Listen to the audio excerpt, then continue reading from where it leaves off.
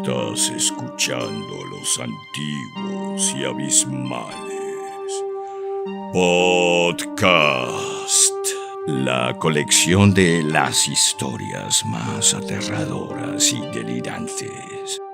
Los maestros del horror y la fantasía, presentados por Irat Ramírez.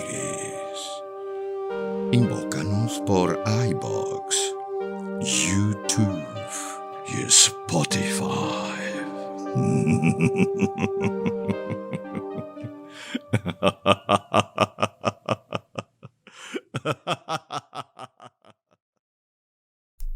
Drácula, al ser una de las grandes obras del género, sin mencionar los 6 años que le tomó a Bram Stoker escribirla, es natural que opaque el resto de trabajos del autor irlandés, que consiste en algunos ensayos y toda una colección de cuentos publicados por él, y otros que vieron la luz del día gracias a su esposa después de su muerte en 1912. Otro mérito pasado por alto es lo complejo que la novela tuviera éxito en su momento.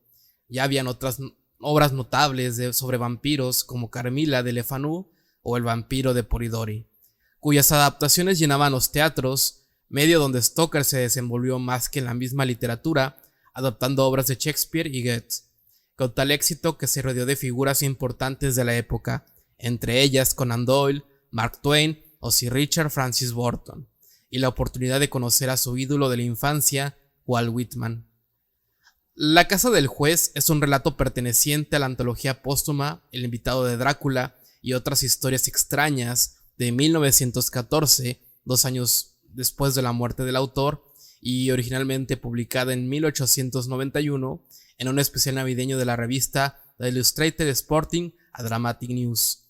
En ella encontraremos una historia con una atmósfera gótica, donde horrores se esconden donde no llega la luz de las velas. Un descenso a la locura de un personaje que presumía una firme racionalidad. En ella es reconocible elementos que encontramos en Drácula, donde una entidad diabólica e incorpórea impregna el paraje aislado donde habita.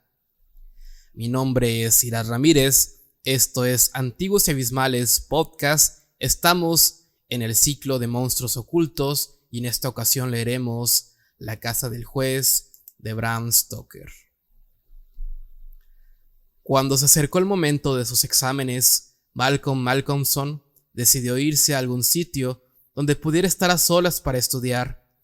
Temía las distracciones de la costa y temía asimismo el completo aislamiento del campo, cuyos atractivos conocía desde hace mucho.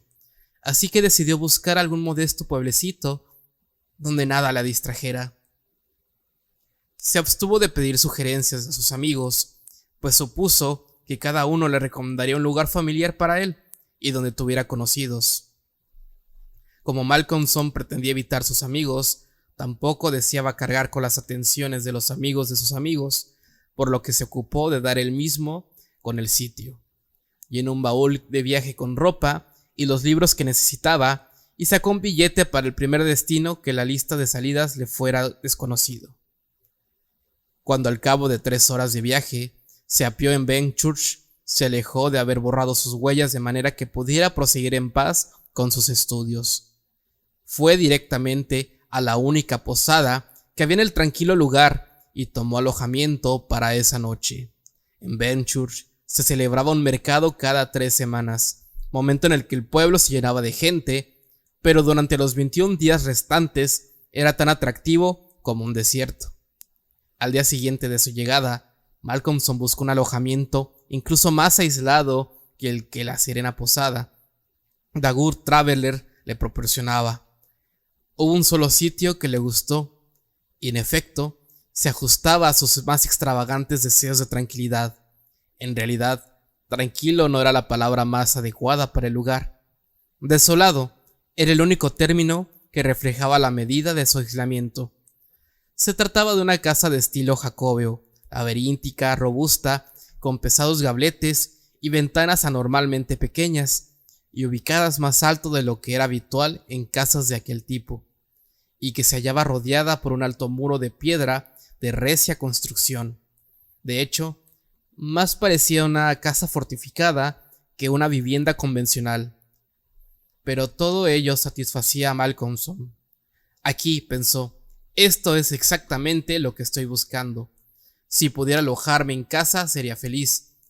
Su alegría creció al advertir, sin espacio para la duda, que la vivienda se hallaba deshabitada. En la oficina de correos averiguó el nombre del agente inmobiliario, que se mostró extrañamente sorprendido ante la solicitud de alquilar una parte de la vieja casa. El señor Carford, el abogado y agente inmobiliario de la localidad, era un caballero afable y de avanzada edad, que con franqueza le confesó cuánto le alegraba que alguien estuviera dispuesto a vivir en aquella casa.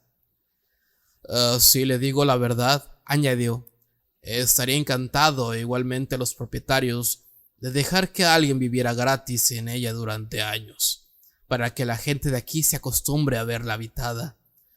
Lleva tanto tiempo vacía que ha surgido un absurdo prejuicio contra ella.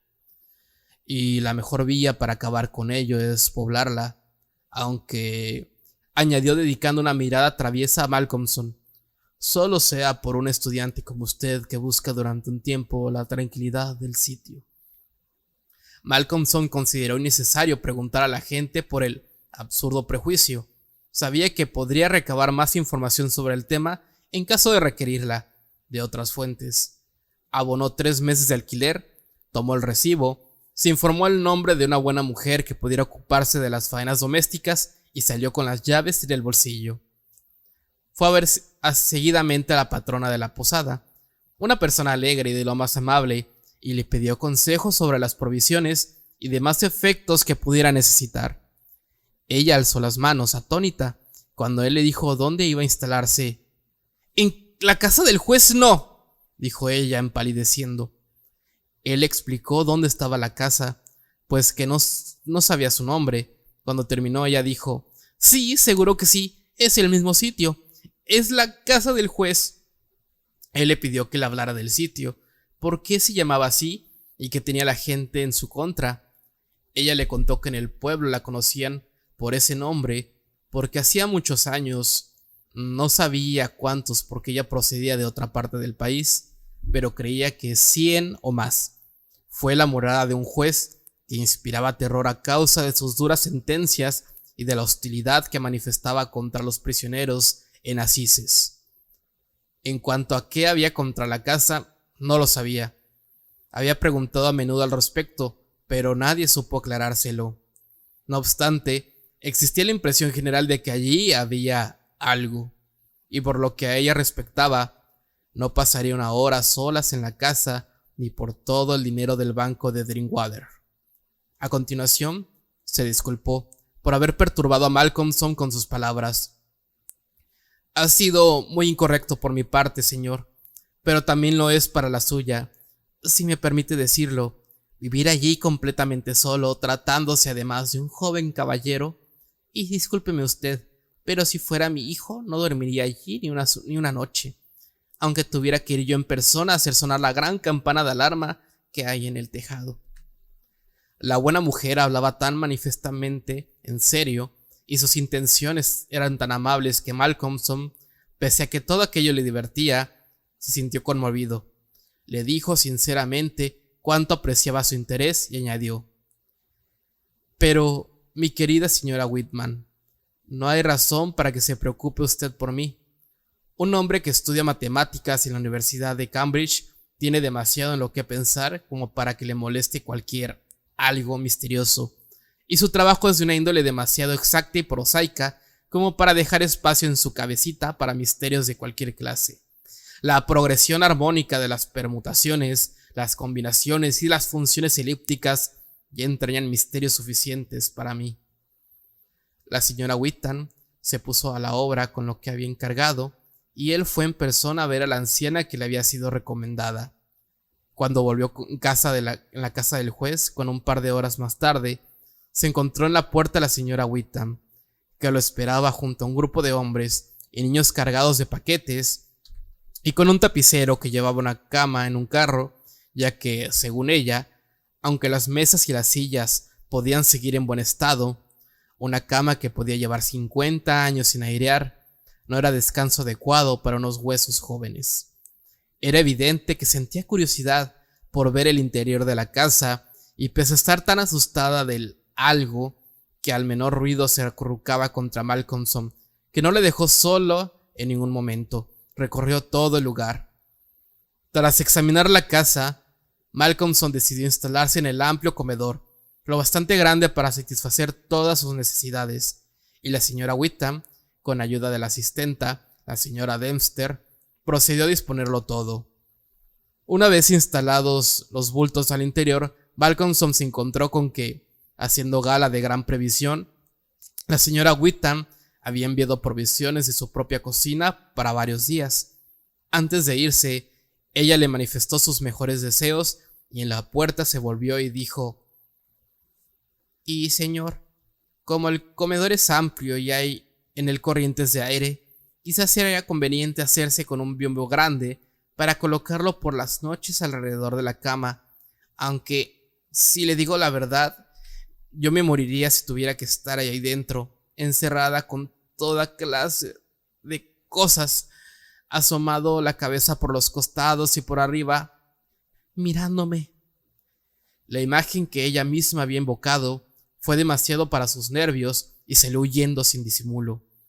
La señora Dempster inspiró por la nariz con aire de superioridad y comentó que, por lo que a ella respectaba, ni todos los duendes del reino bastaban para asustarla. «Le diré lo que sucede, señor. Los duendes son toda clase de cosas, menos duendes, ratas y ratones e insectos, y puertas que chirrían y tejas sueltas y ventanas rotas y cajones atrancados, que se quedan abiertos y caen al suelo en mitad de la noche. Fíjese en el empleado de las paredes. Y el empapelado. Es viejo. Tiene siglos. ¿Cree usted que ahí atrás no habrá ratas e insectos? ¿Cree usted, señor, que no va a verlos? Las ratas son duendes, se lo aseguro, y los duendes son ratas. Que no se le meta nada más en la cabeza». «Señora Dempster», dijo Malcolmson muy serio, dedicándole una educada reverencia, «sabe usted más que el mejor graduado en matemáticas de Cambridge, y permíteme añadir que, como muestra de mi estima por su indudable fortaleza de mente y corazón, le haré entrega, cuando me vaya, de esta casa y dejaré que se aloje aquí durante los 2 últimos meses del alquiler, y que a mí me bastará con 4 semanas». «Le estoy muy agradecida, señor», respondió ella, «pero no podría pasar ni una noche fuera de mi actual alojamiento. Estoy en el albergue de caridad de Grenhow, y si me ausentara una sola noche, perdería todo lo que tengo en el mundo. Las reglas son muy estrictas, y hay mucha gente a la espera de una vacante como para correr riesgos. Al margen de eso, señor, estaré encantada de venir a atenderle durante su estancia». «Señora mía», dijo Malcolmson atropelladamente, «he venido aquí con el solo propósito de encontrar soledad, y créame que estoy muy agradecido al difunto Grenhow por su caridad admirable. Consista en lo que consista, la cual me evita la tentación de tener compañía. Ni el mismísimo San Antonio podría ser más riguroso». La anciana rió ásperamente. «Ustedes, los jóvenes», dijo, «no le tienen miedo a nada. Aquí tendrá usted toda la soledad que quiera. Así será». De la misma se puso a limpiar, y al atardecer, cuando Malcolmson regresó de su paseo, siempre se llevaba un libro para estudiar cuando paseaba, se encontró la estancia barrida y ordenada, un fuego ardiendo en la antigua chimenea, la lámpara encendida y la mesa preparada para la cena con la excelente comida de la señora Witham. «Esto sí que es confort», se dijo frotándose las manos. Cuando hubo terminado de cenar, llevó la bandeja al otro extremo de la gran mesa de roble, sacó sus libros, echó leña al fuego, despabiló la lámpara y se dispuso a emprender una concentrada sesión de trabajo. A ello se dedicó sin pausa hasta cerca de las 11 de la noche, cuando se detuvo para avivar el fuego, ajustar la lámpara y prepararse una taza de té. Siempre le había gustado el té, y durante su estancia en la universidad se había acostumbrado a trabajar hasta tarde y beber té. El descanso era un gran lujo para él, así que lo disfrutaba con un abandono exquisito, voluptuoso. El fuego vivaba saltado, chisporroteaba, proyectando extrañas sombras en la antigua y gran estancia, y mientras sorbía su té caliente, gozó de sentirse aislado del resto de personas. Fue entonces cuando se percató por primera vez del ruido de las ratas. No puede haber sonado tan fuerte mientras estaba estudiando, pensó.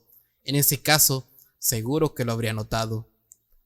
Poco después, cuando el ruido aumentó, se dio la razón a sí mismo.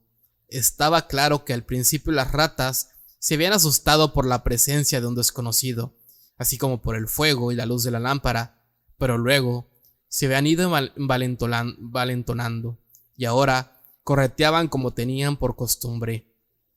Cuánto se movían y qué extraños ruidos hacían, arriba y abajo, tras el viejo revestimiento de madera de las paredes, por encima del techo y por debajo del suelo corrían, roían y chillaban.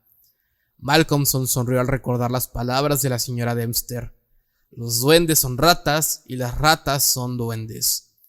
El té empezó a hacer su efecto de estímulo intelectual y nervioso, y Malcolmson previó otra buena sesión de trabajo antes de la llegada del amanecer, y con la tranquilidad que le proporcionaba tal perspectiva, se concedió el lujo de echar un buen vistazo a la estancia. Tomó la lámpara y recorrió el comedor, asombrado porque una casa tan pintoresca y hermosa hubiera estado tanto tiempo abandonada. Las molduras talladas en el roble del empanelado eran de gran calidad, y las que cubrían y rodeaban las puertas, así como las ventanas, eran preciosas y de un talento nada común.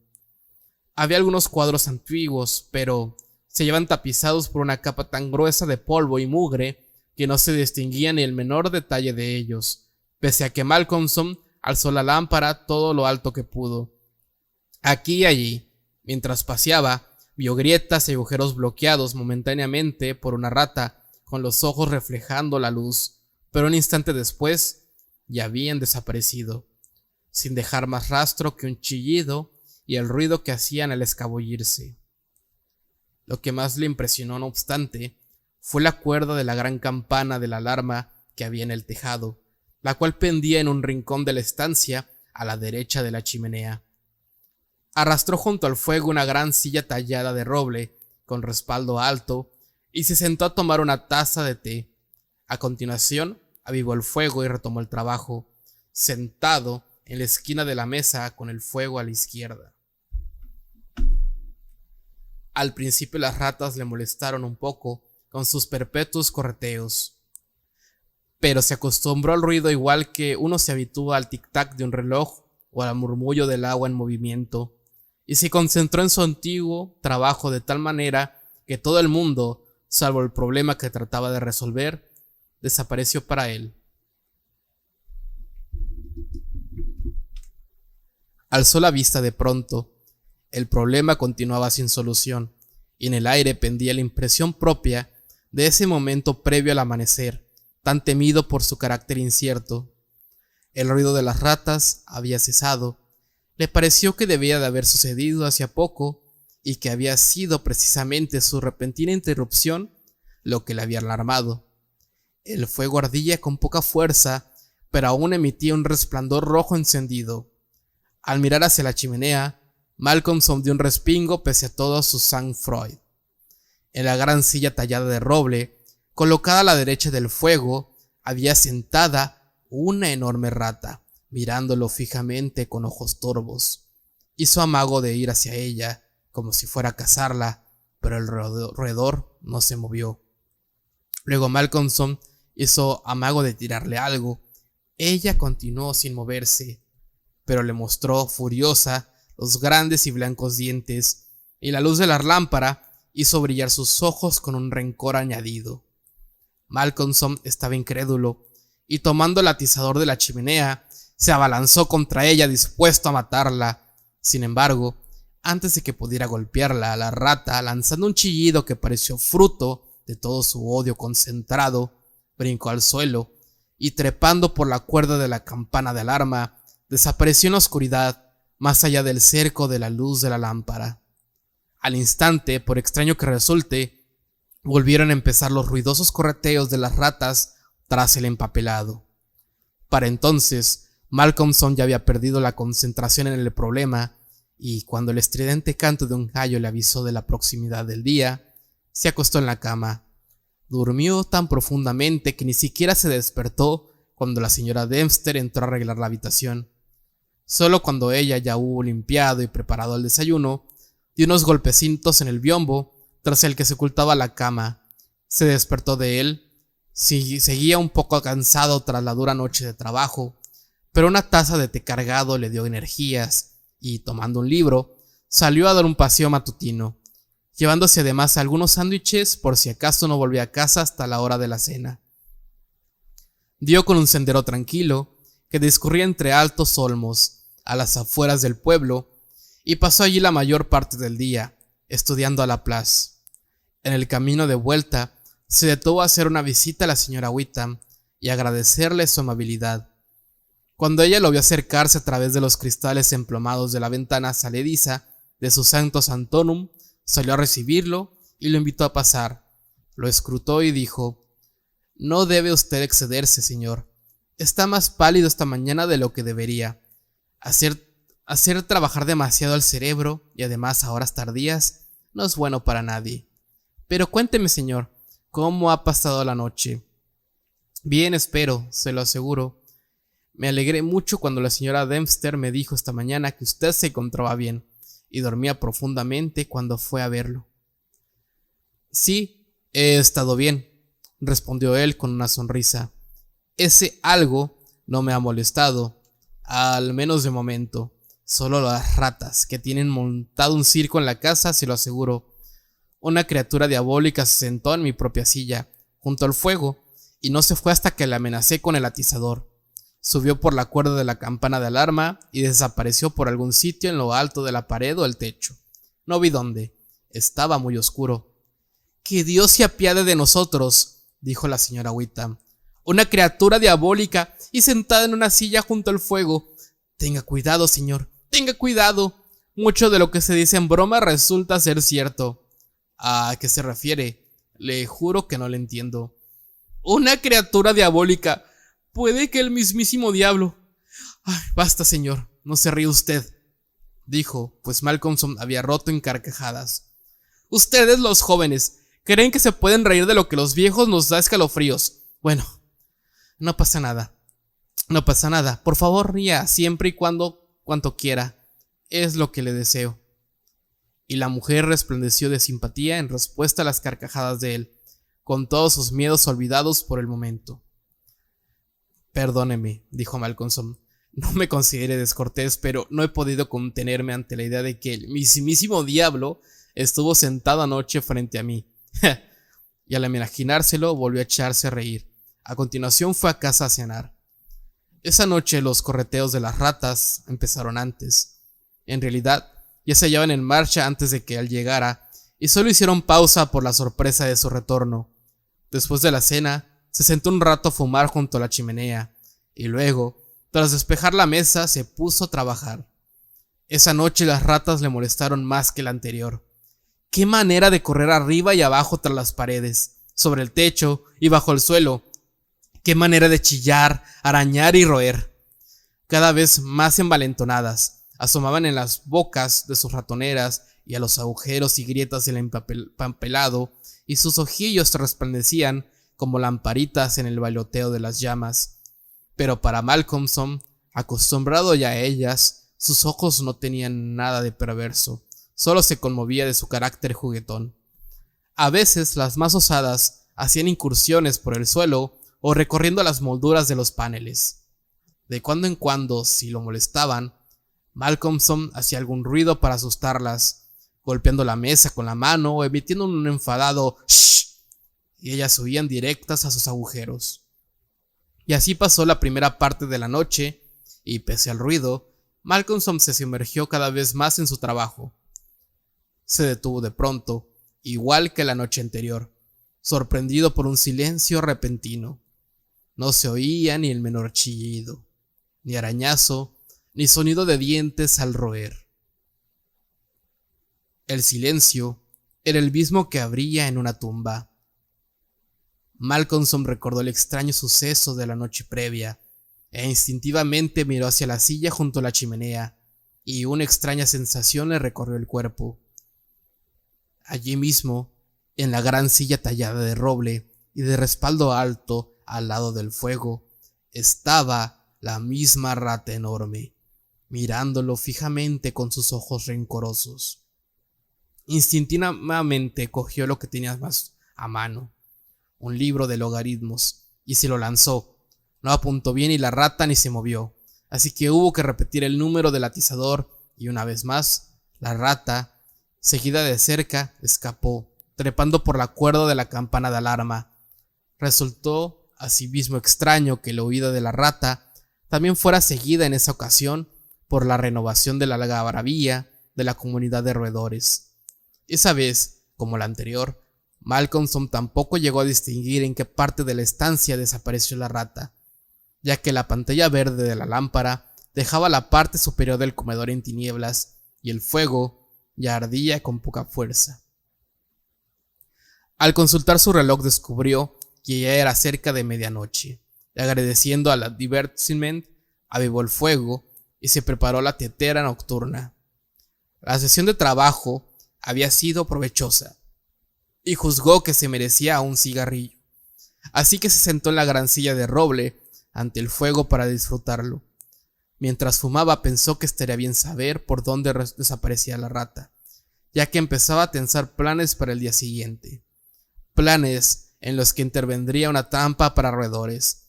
Con ese propósito encendió otra lámpara y la colocó de modo que iluminara bien la esquina del comedor a la derecha de la chimenea. Luego tomó todos los libros que tenía y los dejó a mano para lanzárselos a la alimaña. Por último, levantó la cuerda de la campana y colocó el extremo sobre la mesa, pisado por la lámpara.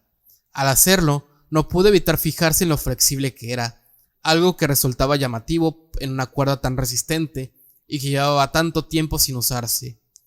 Se podría ahorcar a un hombre con ella, pensó. Una vez concluidos esos preparativos, miró a su alrededor y dijo complacido: «Ya está todo listo, amiga mía. Creo que esta vez averiguaré algo sobre ti». Retomó el trabajo, y aunque al igual que antes inicialmente le molestó el ruido de las ratas, pronto se enfrascó en las proposiciones y los problemas.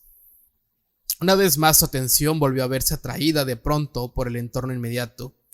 Esa vez no fue tan solo el silencio repentino lo que lo alertó.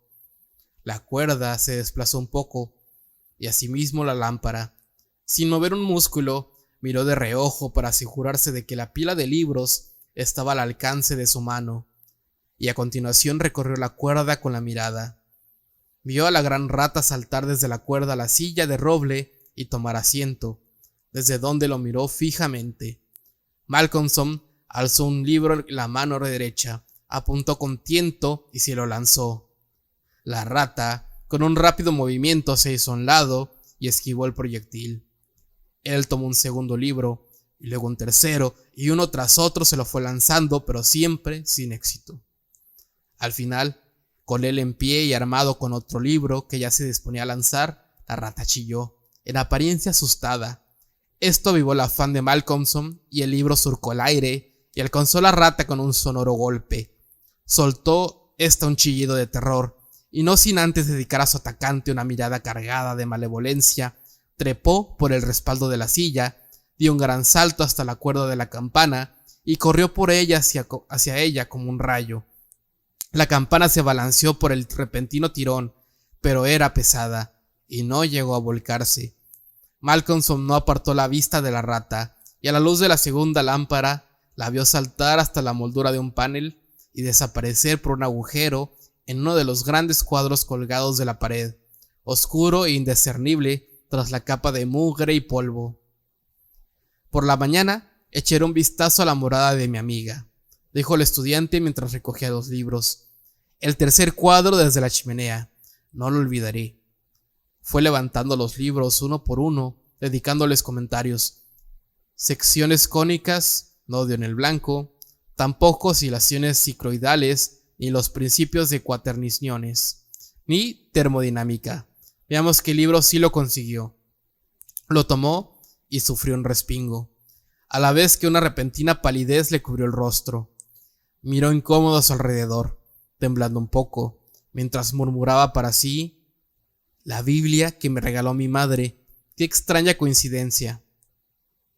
Se sentó de nuevo a trabajar, y las ratas reanudaron sus retazos tras el empapelado. No obstante, no suponían una molestia para él. En cierto modo, su presencia le hacía sentir acompañado, pero no era capaz de concentrarse en la tarea, y al cabo de un rato de tratar sin éxito de asimilar la cuestión que le ocupaba, se rindió desesperado y fue a la cama cuando el primer atisbo del amanecer se colaba por la ventana oriental. Tuvo un sueño profundo pero intranquilo, y soñó mucho, y cuando la señora Dempster lo despertó, ya tarde él se mostró confundido y tardó unos minutos en reconocer dónde se encontraba. Su primera petición sorprendió a la sirvienta. «Señora Dempster, mientras yo esté fuera hoy, me gustaría que cogiera usted la escalera y desempolvara o limpiara sus cuadros, en especial el tercero desde la chimenea. Me gustaría ver qué hay en ellos». Por la tarde Malcolmson se dedicó a sus libros en el paseo asombrado, y la alegría del día anterior volvió a él a medida que discurría la jornada y adelantaba trabajo a buen ritmo. Resolvió de manera satisfactoria todos los problemas que hasta entonces se le había resistido. Así que cuando pasó a hacer una visita a la señora Witham en The Good Traveller, se sentía jubiloso. Encontró un desconocido en el acogedor salón de la patrona, en compañía de esta, que se lo presentó como el doctor Thornhill.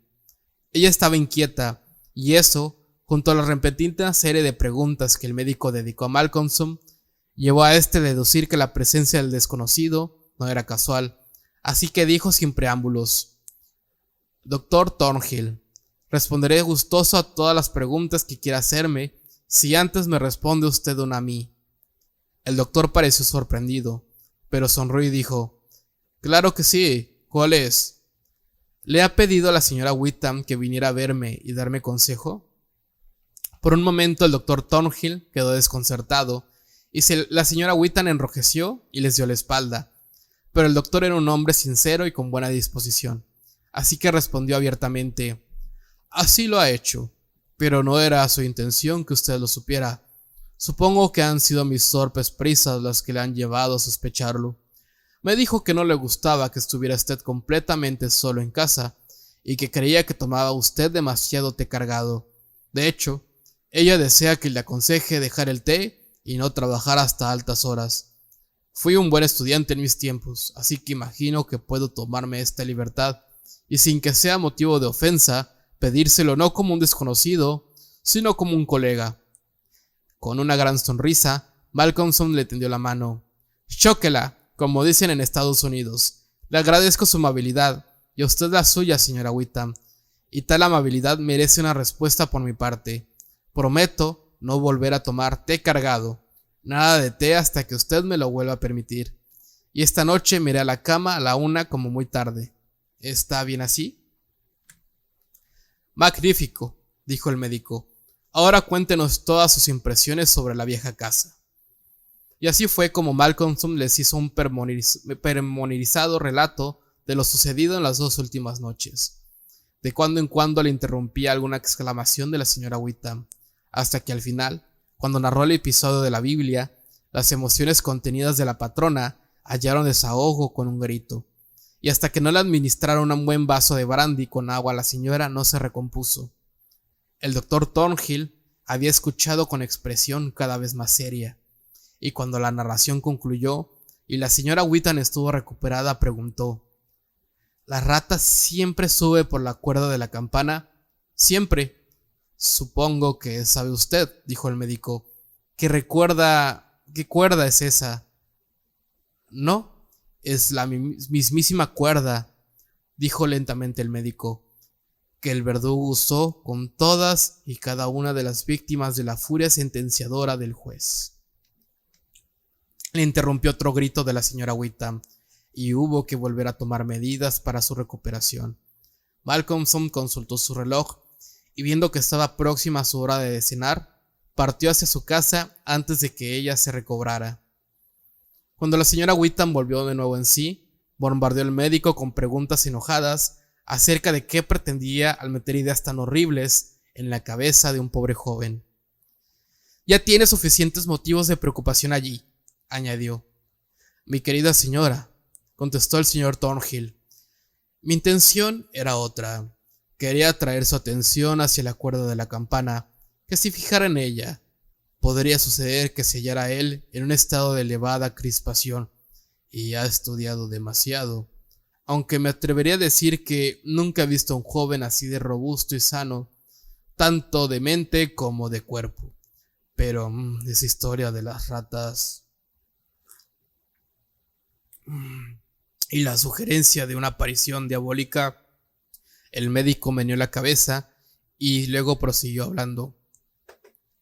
Le habría ofrecido ir con él y quedarme una noche, pero estoy seguro de que esto habría supuesto un motivo de ofensa.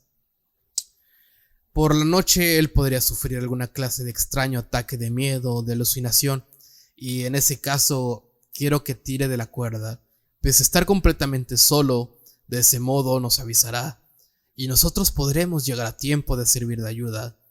Me quedaré tiempo hasta bien tarde esta noche y mantendré los oídos atentos. No se alarme usted si Venture vive un sobresalto antes de mañana. ¿Qué quiere decir, doctor? ¿De qué está hablando? Me refiero a que posiblemente, no, más bien, muy probablemente, esta noche oiremos sonar la gran campana de alarma de la casa del juez. Y dicho esto, el médico hizo una salida de escena tan dramática como era posible.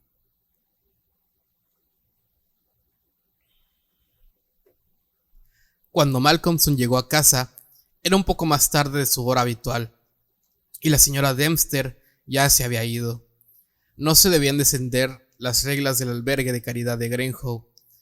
Le agradó comprobar que el lugar estaba limpio y brillaba con la luz de un alegre fuego y de una lámpara bien despabilada. La noche era más fría de lo que se podría esperar para abril, y un fuerte viento soplaba con violencia, tan creciente que prometía una tormenta segura. Por espacio de unos minutos tras su llegada, el ruido de las ratas se interrumpió, pero en cuanto se acostumbraron a su presencia volvió a empezar. Le alegró oírlas, pues una vez más sus ruidos le hicieron sentir acompañado, y pensó de nuevo en el extraño hecho de que solo dejaran de manifestarse cuando la otra, la gran rata de mirada torva, hacía su aparición. Solo estaba encendida la lámpara de lectura, y la pantalla verde dejaba a oscuras el techo y la parte alta de las paredes, y la cálida y alegre luz de la chimenea se extendía por el suelo y el mantel blanco dispuesto en un extremo de la mesa. Malcolmson se sentó a cenar, con apetito y ánimo optimista. Tras la cena y un cigarrillo, se puso a trabajar, dispuesto a no dejar que nada le perturbara, pues recordaba la promesa hecha al médico, así que se mentalizó a sacar el mayor provecho posible al tiempo en que contaba. Durante más o menos una hora de trabajo bien, y entonces sus pensamientos empezaron a apartarse de los libros. La realidad física que lo rodeaba, las llamadas de su atención y su susceptibilidad nerviosa no podían pasarse por alto. Para entonces el viento se había convertido en temporal, y luego el temporal en tormenta. La vieja casa, pese a su solidez, parecía temblar hasta los cimientos, y la tormenta rugía colérica entre las numerosas chimeneas y los extraños y antiguos gabletes, produciendo sonidos raros y sobrenaturales en las habitaciones desiertas y los pasillos. Incluso la gran campana de alarma del tejado debía notar la fuerza del viento, ya que la cuerda subía y bajaba, como si la campana oscilara un poco de cuando en cuando, y entonces la flexible cuerda se arrastraba por el suelo con un sonido sordo y desagradable. Mientras lo escuchaba, Malcolmson recordó las palabras del médico. Es la cuerda que el verdugo usaba con las víctimas de la furia sentenciadora del juez, y se acercó a la esquina de la chimenea para tomarla entre las manos y verla mejor. Parecía irradiar una suerte de interés mortífero, y mientras Malcolmson se hallaba allí en pie, se enfrascó en especulaciones acerca de quiénes fueron tales víctimas y del macabro interés del juez por tener semejante reliquia siniestra a la vista. Mientras tanto, el mecimiento de la campana seguía haciendo subir y bajar la cuerda, pero a continuación Malcolmson percibió algo diferente, una especie de temblor en la cuerda, como si algo se moviera por ella. Miró hacia allí y por instinto vio a la gran rata descender despacio hacia él, mirándolo fijamente. Soltó la cuerda y retrocedió de un salto a la vez que mascullaba una maldición. Y la rata dio media vuelta, corrió cuerda arriba y desapareció, y en ese mismo instante Malcolmson volvió a oír el ruido de las ratas que se había interrumpido. Todo ello le hizo pensar, y se acordó de que no había investigado el cubil de la rata ni echado un vistazo a los cuadros, como era su idea.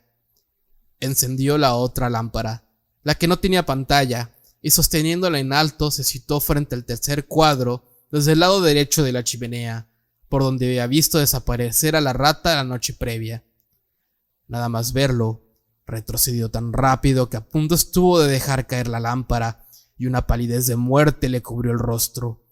Le fallaban las rodillas, goterones de sudor asomaron su frente, y se puso a temblar como un álamo. Pero era joven y valiente, y se recompuso, y al cabo de unos segundos volvió a adelantarse, levantó la lámpara y examinó el cuadro que, desempolvado y limpiado, ahora se distinguía con claridad. Era un juez ataviado con sus ropas de escarlata y armiño.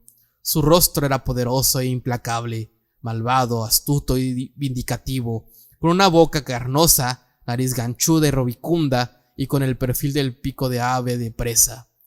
El resto de la cara tenía un color cadavérico. Los ojos poseían un brillo singular y tenían una mirada terriblemente maligna. Mirándolos, Malcolmson se quedó helado, al distinguir en ellos la perfecta semejanza con los de la gran rata. La lámpara casi se le cayó de la mano. Vio a la rata, con sus ojos torvos, asomada del agujero en la esquina del cuadro, y advirtió la inmediata interrupción de todo ruido por parte de los demás roedores. No obstante, se dominó y prosiguió examinando el cuadro. El juez estaba sentado en una gran silla de roble tallado, de respaldo alto, a la derecha de una gran chimenea de piedra junto a la que, en un rincón, pendía una cuerda desde el techo con el extremo enrollado en el suelo. Experimentando algo cercano al horror, Malcolmson identificó el escenario como la estancia donde él mismo se encontraba y miró atemorizado a su alrededor, como si esperase toparse con alguna extraña presencia a su lado. Miró a la esquina de la chimenea y con un fuerte grito dejó caer la lámpara. Allí mismo en la silla, con la cuerda colgado detrás, se hallaba sentada la rata, con los mismos ojos torvos que el juez, intensificados por una mirada diabólica. Salvo por el aullido de la tormenta, todo estaba en silencio. La lámpara caída obligó a Malcolmson a centrarse. Por suerte, era metálica, así que el aceite no se había derramado. No obstante, la necesidad de recogerla le bastó para dominar los nervios. Cuando la hubo recogido, se enjugó la frente y se detuvo a pensar. Esto no está bien, se dijo. Si sigo así voy a volverme loco. Esto tiene que acabar. Prometí al médico no tomar té. Cuánta razón tenía. Debo de haber forzado mis nervios en exceso. Es raro que no me percatara. Nunca me había sentido mejor, sin embargo, ahora me he dado cuenta y no volveré a ser tan necio. Se sirvió una copa de brandy con agua, resuelto a sentarse y retomar el trabajo. Había pasado cerca de una hora cuando alzó la vista del libro, alertado por un silencio repentino. En el exterior, el viento soplaba y bramaba con más fuerza que nunca, y cortinas de lluvia azotaban las ventanas, golpeando los cristales como granizo, pero dentro no había ningún sonido más allá del eco del viento en la gran chimenea, y de cuando en cuando el siseo de algunas gotas de lluvia que se abrían paso por el cañón de la chimenea en un receso de la tormenta. El fuego había menguado y ardía sin llama. Si bien emitía un resplandor rojizo, Malcolmson lo escuchó con atención y terminó por oír un muy débil chillido. Procedía de la esquina donde colgaba la cuerda y pensó que sería el sonido que hacía la cuerda contra el suelo al subir y bajar.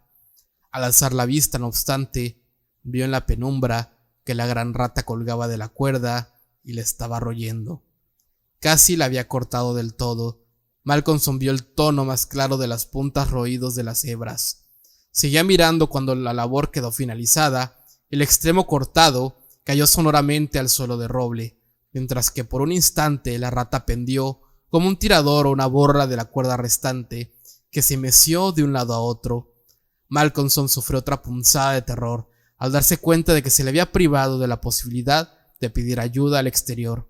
Pero rápidamente una intensa cólera ocupó el lugar de ese sentimiento, y alzando el libro que se estaba leyendo, se lo lanzó a la rata.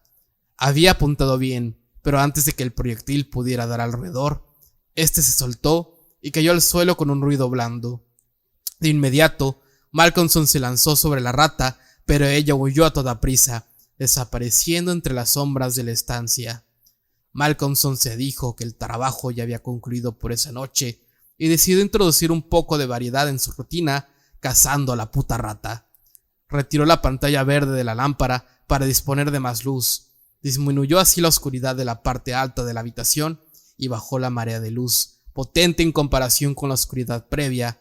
Los cuadros de las paredes quedaron del todo visibles. Desde donde se encontraba, Malcolmson vio, justo frente a él, el tercer cuadro, a partir de la derecha de la chimenea. Se frotó los ojos asombrado y a continuación le invadió un terrible miedo. En el centro del cuadro había un gran espacio irregular de lienzo marrón, tan limpio de pintura como si se acabara de ser tensado sobre el marco. El fondo seguía siendo lo mismo, con la silla a la esquina de la chimenea y la cuerda, pero el juez había desaparecido. Malcolmson, casi petrificado de horror, dio media vuelta lentamente y tembló como alguien presa de un ataque. Las fuerzas lo habían abandonado y era incapaz de realizar ningún movimiento. Apenas podía pensar, solo ver y oír. En la gran silla de roble, tallado estaba sentado el juez, con sus atavíos de escarlata y armiño, los ojos torvos resplandeciendo de afán de venganza y una sonrisa triunfal en la boca firme y cruel. Mientras alzaba en las manos un sombrero negro, Malcolmson sintió que le helaba la sangre, como suele suceder a los episodios de suspenso prolongado. Le zumbaban los oídos, alcanzaba a oír la tormenta que soplaba y bramaba afuera, sonido entre el que se colaban los repiques de la medianoche procedentes del pueblo. Se quedó quieto, como una estatua durante un tiempo que le pareció infinito, con los ojos horrorizados, abiertos de par en par, sin aliento. Con los tañidos de los relojes, la sonrisa triunfal de juez se identificó y con el último tañido se colocó el sombrero en la cabeza. Muy despacio, el juez se alzó de la silla y tomó el trozo de cuerda que yacía en el suelo. Lo acarició como si gozara con su tacto y a continuación, lentamente, hizo un lazo con él. Lo tensó y lo probó con el pie, tirando con fuerza hasta que pareció satisfecho. Caminó a lo largo de la mesa, por el lado opuesto donde Malcolmson se encontraba. Mirando fijamente, pasó por delante de él y se plantó frente a la puerta. Malcolmson se vio atrapado y trató de pensar en qué hacer. Los ojos del juez, que no se apartaban de los suyos, ejercían una fascinación que impedía mirar hacia otro lugar. Lo vio acercarse, interponiéndose siempre entre él y la puerta, alzar el lazo y lanzarlo hacia él como si quisiera apresarlo. Con gran esfuerzo, logró apartarse a un lado y la cuerda cayó al suelo de roble. El juez cobró el lazo y volvió a alzarlo para capturarlo, siempre con la torva mirada fija en él, y en cada ocasión, gracias a un portentoso esfuerzo, el joven estudiante conseguía esquivarlo en el último momento. Lo mismo sucedió unas cuantas veces, sin que el juez se desanimara ni pareciera molesto por sus fallos. Más bien recordaba a un gato que disfrutara jugando con un ratón. La desesperación de Malcolmson alcanzó un clímax, permitiéndole echar un vistazo a su alrededor. La luz de la lámpara resultaba deslumbrante, iluminando bien la estancia. En todas las ratoneras, grietas y aberturas de los paneles de las paredes, vio ojos de ratas, y eso, una sencilla percepción física, le proporcionó un hastío de calma. Vio que la cuerda de la gran campana de la alarma estaba cargada de ratas. Cada pulgada de la misma estaba cubierta de roedores, y más salían del pequeño orificio circular del techo, y bajo el peso de todas ellas, la campana empezaba a oscilar. Siguió haciéndolo hasta que el badajo tocó las paredes. El sonido resultó bajo, pero la campana solo comenzaba a moverse. Aumentaría. Al oírlo, el juez, que había mantenido la mirada fija en Malcolmson, alzó la vista y una furia diabólica le frunció el rostro. Los ojos le brillaban como carbones incandescentes y estrelló un pie contra el suelo con tal estampido que toda la casa tembló. Un horrible trueno bramó en el cielo cuando el juez volvió a levantar la cuerda, mientras las ratas seguían corriendo arriba y abajo por la cuerda como si actuaran contrarreloj. En esta ocasión, en lugar de arrojarlo, se acercó a su víctima sosteniendo abierto el lazo. Su proximidad tenía un efecto paralizador y Malcolmson se quedó rígido como un cadáver. Sintió los dedos helados del juez en la garganta mientras aquella rodeaba con la cuerda. El lazo se tensó. A continuación, el juez, tomando al rígido estudiante en brazos, cargó con él y lo colocó en pie sobre la silla de roble. Se situó a un lado, levantó un brazo y atrapó al oscilante extremo de la cuerda de la campana de alarma. Cuando subió la mano, todas las ratas huyeron soltando chillidos y desaparecieron por el orificio del techo. Ató el extremo del lazo dispuesto alrededor del cuello de Malcolmson al extremo de la cuerda de la campana y después retiró la silla. En cuanto la campana de alarma de la casa del juez empezó a sonar, se congregó una multitud. Hicieron aparición antorchas y luces diversas y rápidamente una masa silenciosa se apresuraba hacia el sitio.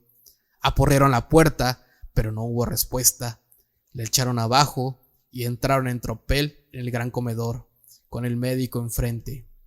En el extremo de la cuerda de la gran campana de alarma colgaba el cuerpo del estudiante y en el cuadro el juez lucía una maligna sonrisa. Y esto fue La casa del juez de Bram Stoker. Espero que hayan disfrutado con el relato. Y bueno, para terminar me gustaría compartirles unas curiosidades que encontré sobre Bram Stoker. En 1867 trabajó escribiendo críticas de teatro para una publicación que pertenecía a Sheridan Le Fanu, recordarán, el autor de Carmilla. También estudió en el Trinity College, donde se hizo amigo de Oscar Wilde.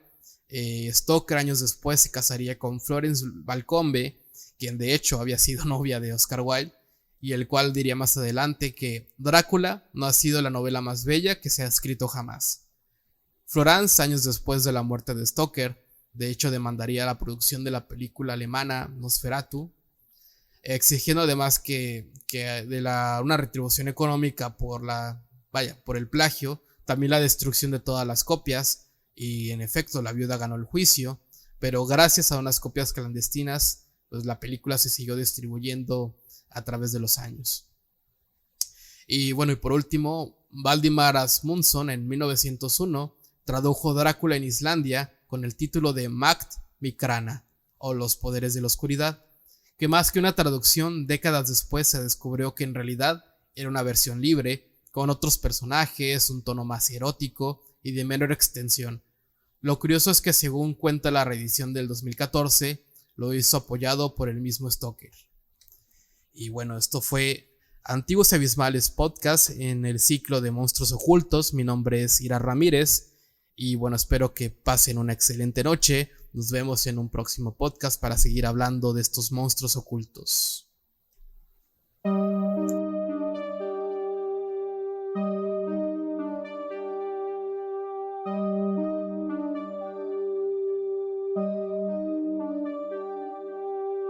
Estás escuchando Los Antiguos y Abismales Podcast, la colección de las historias más aterradoras y delirantes. Los maestros del horror y la fantasía, presentados por Irat Ramírez. Invócanos por iVoox, YouTube y Spotify.